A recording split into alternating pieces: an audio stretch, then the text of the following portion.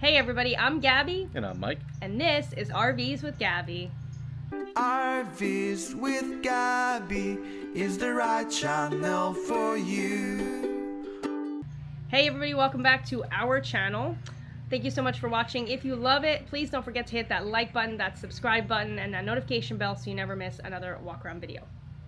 We are taking this week to talk about something super exciting that happened, which is we placed the order for our new RV to go full-time this summer. Yay!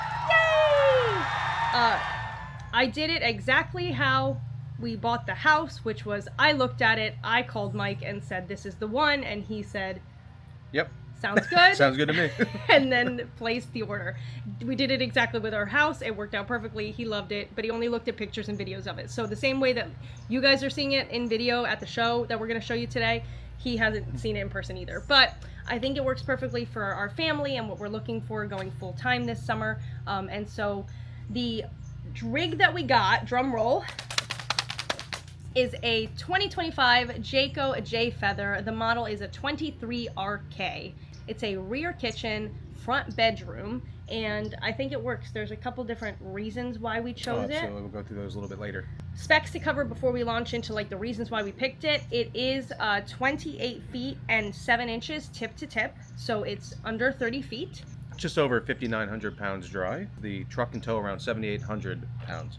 So that gives us plenty of room to put our stuff on board. We don't have to worry about maxing it out. One of the key things to look for when you're searching for your RV that you want to, if it's your first RV to pull, the recommendation is at least 1,000 pounds between the dry weight of the travel trailer, or the fifth wheel is a different story. It's about pin weight on the bed. But the travel trailer will be 1,000 pounds lighter than the total tow capacity of your truck. And even then, some people prefer like a little more room than that. Mike's not super familiar with all that. I just know from 5 or 6 years of selling RVs.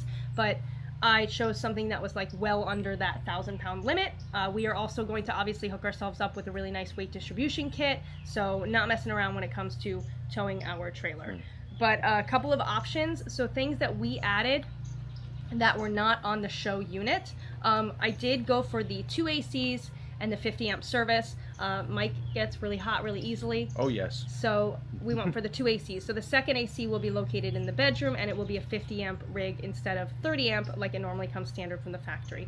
We're also getting the king bed, which in the video you're gonna see there's like 2 nightstands on either side of the bed, and there's all this open space before the cabinets up top. Apparently the king bed's gonna come with like hanging dressers on either side of the bed, from what I'm being told. Also decided to upgrade to the Overlander 2 solar package that they have. That is 2 200-watt solar panels, an 1800-watt inverter, and a 30 amp controller, just in case we decide to do any boondocking overnight. We're probably gonna use Harvest Toast. Blue Compass does give us a 1-month trial membership when you purchase from them, so we're going to try out Harvest Toast a little bit, and I want to be able to charge our phones and run the coffee pot if we do bring the coffee pot. The essentials. Yes. I am trying to switch to tea. I'm actually sick right now, so I'm sorry if my voice sounds really awful, but I was telling Mike like save counter space and not bring the coffee pot, but I feel like coffee is going to be essential for you to get up. Squeeze it in somewhere. Squeeze it in. One big thing is we also added the 120 volt heated tank pads. So for cooler weather, just to keep those tanks heated. Don't plan on doing any freezing camping, even though Mike would love to do that.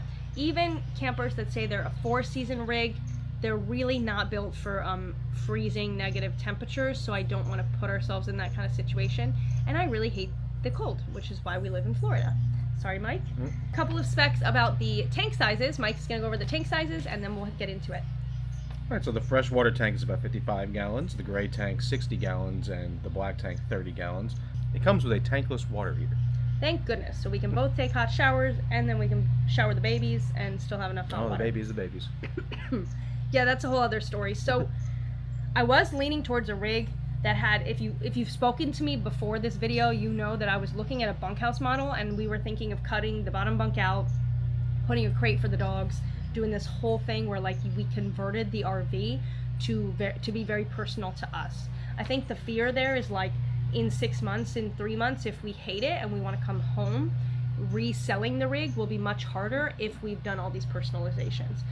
From selling RVs and trading RVs and working for a dealership, I know that dealers will look at the floor plan And if you've messed with the floor plan and you've made modifications or changes, it does devalue the RV quite a bit to try to trade it in. So it's either you sell it privately if you do all these modifications, which Facebook Marketplace, I mean, there's a million places you can sell it. But I do have friends that like are trying to sell their rigs on their own, and it's much harder. So it is nice to like consign with a dealership or drop it off at the dealership. But if you cut out bunks and get rid of, and I was gonna delete an outdoor kitchen, we were gonna delete some doors Completely modified. just for the dogs. This one I walked in and I said, yeah, this is gonna work for us, and the dogs will just deal with it. And there's They a will. couple reasons why. The biggest reason is it's going to be lightweight and it is laminated. We had looked at some wood frame trailers with the corrugated aluminum siding. The J Feather is a vacuum bonded lamination. I will put the link up top about VBL and why that's important when you're looking at a laminated trailer. I trust Jayco and the way that they build. The J Feather is structurally designed to be lighter, like a feather when you're towing down the road, and I truly stand behind that, and I like that about it. It's lightweight and it is laminated. Then Mike had a couple reasons why he liked it. The biggest thing I wanted was a kind of decent sized cooking area, like a kitchen space. I love to cook, and what we got actually looks really nice, and you'll see here in the video that's a nice big open area with a nice little window, and the kitchen's kind of all in its own little section, not in the middle of the unit, which was something I was looking for. Another thing I liked a lot was having 2 different doors to go in and out, because we have a little office space that's kind of mixed into the kitchen, so if we're doing like video editing there, working there, the other person can take the dogs out the other side of the RV, and we don't feel too bunched up or anything like that. So that's really what I liked about the unit. Yeah, the counter space in the kitchen is great, and the pantry is pretty big too. I love that desk. Like, it's going to be really helpful when we're working. One of the other things that I really loved about it was the fact that it had theater seats and the dining table. We had been looking at a 24 BHJ Feather, which is harder to come by apparently. I don't even know if they produce it now for 2025, if they're deleting it from their lineup, but it had just a table, a U dinette, or just the theater seats. And this model was, you get both the theater seats across from the TV, and then there's also the dining table, which were big sellers for me. It has a 2-year warranty, which we'll probably still purchase an extended warranty because you always want to be safe with those things. But the, excuse me, 2-year warranty is going to cover us for 2 full camping seasons, right? So it's for 2 years versus other manufacturers only give a 1 year. I like that Jayco stands behind that. The last thing that I really loved is the fact that there is quite a bit of storage, right? Between all of the kitchen space storage, the pantry storage, there's also going to be a closet in the bedroom. And it's tucked away in the corner. It doesn't seem like much, but when you're in a, 60 square foot RV, every inch counts. And so I really like that there is a little closet there, and most likely that will be my closet since I will have to have a couple different outfits for work and things like that. That is all we have for this video. Thank you so much for watching. We are so excited. The RV is expected to be ready in, like, I think it was 2 months or so. So I'm assuming we will have it by April. We're still working on what to do with the house. We've thought about Airbnb. We've thought about renting it. We're working on possibly renting it to a friend of mine that I trust.